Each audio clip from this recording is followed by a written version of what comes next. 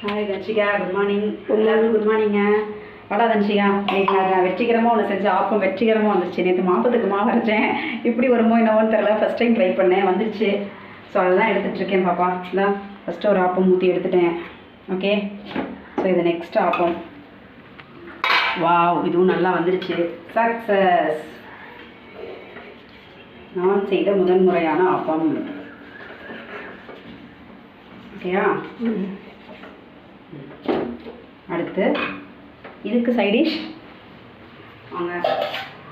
தேங்காய் பால், ஆப்பத்துக்கு தேங்காய் பால், நாட்டு சக்கரை போட்டு தேங்காய் பால் எடுத்துப்பேன். மதியானத்துக்கு சீக்கிரம் சமைச்சிட்டேங்க. இன்றைக்கி சாதம் வச்சுருக்கேன். சாதம், அப்புறம் சுட சுட ரசம்.